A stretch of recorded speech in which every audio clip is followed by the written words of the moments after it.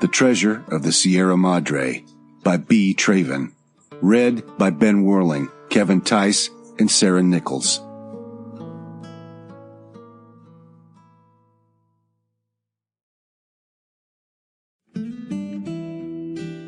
Chapter 1. The bench on which Dobbs was sitting was not so good. One of the slats was broken. The one next to it was bent so that to have to sit on it was a sort of punishment. If Dobbs deserved punishment, or if this punishment was being inflicted upon him unjustly, as most punishments are, such a thought did not enter his head at this moment. He would have noticed that he was sitting uncomfortably only if somebody had asked him if he was comfortable. Nobody, of course, bothered to question him. Dobbs was too much occupied with other thoughts to take any account of how he was sitting. Just then he was looking for a solution to that age-old problem which makes so many people forget all other thoughts and things. He worked his mind to answer the question, how can I get some money right now? If you already have some money, then it is easier to make more, because you can invest the little you have in some sort of business that looks promising. Without a cent to call yours, it is difficult to make any money at all. Dobbs had nothing. In fact, he had less than nothing, for even his clothes were neither good nor complete.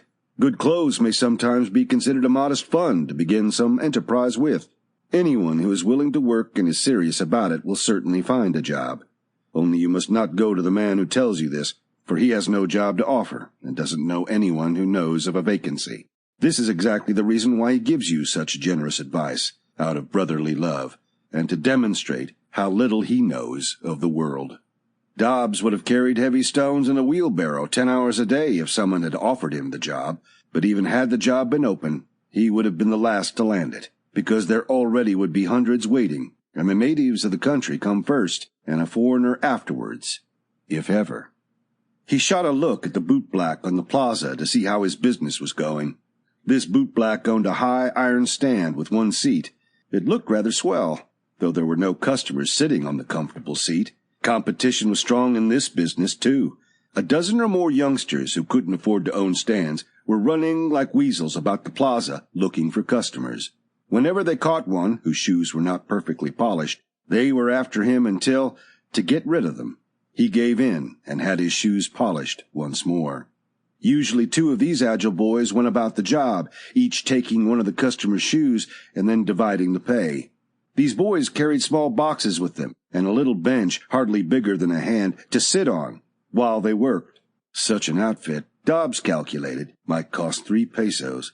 So compared with Dobbs, they were capitalists. They had money invested. Anyway, seeing them chasing customers the way they did was proof enough that living was not easy.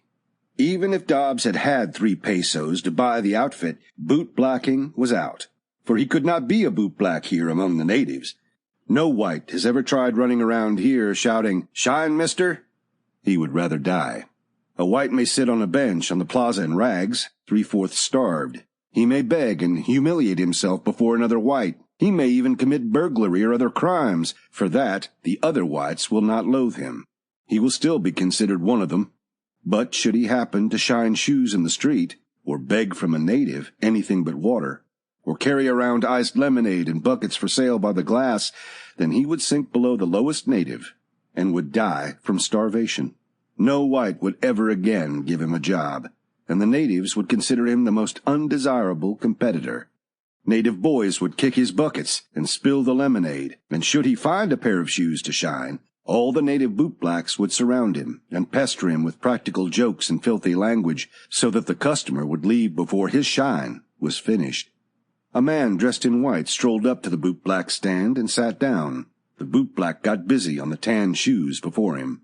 Dobbs rose from his bench, walked slowly over to the stand, and said a few words to the man in white, who, hardly looking up, put his hand in his pocket, brought out a peso, and handed it to Dobbs. For a moment Dobbs stood bewildered, not trusting his eyes. Then he walked back to his bench. He had not counted on anything, or at least not on more than 10 centavos. He caressed the peso in his pocket.